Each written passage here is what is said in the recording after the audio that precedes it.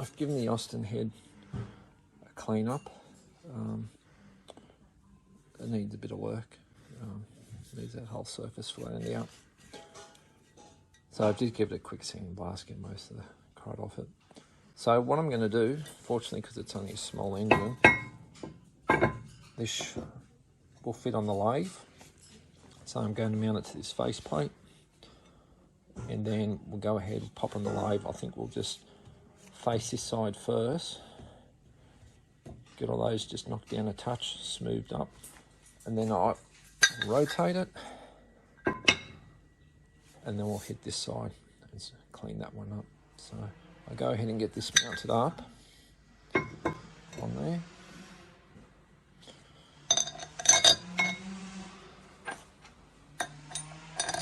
Now it doesn't matter too much if this is that way or this way, because we're just trying to get this surface here flat. So as long as this side is parallel to that, we're all good.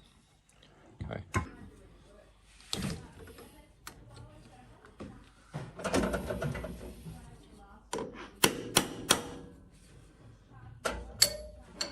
Always put something underneath when you do this in case you drop it, so it doesn't drop on the bed.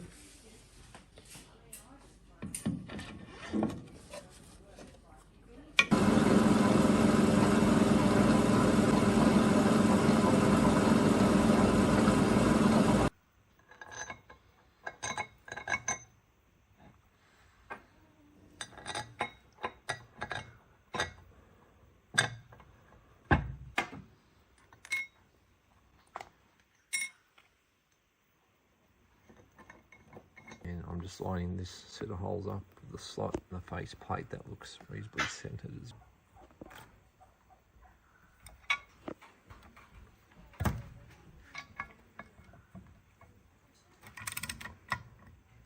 I've got the head all mounted up on that face which we just cleaned up, so we're ready to go now, and we're going to set it in motion.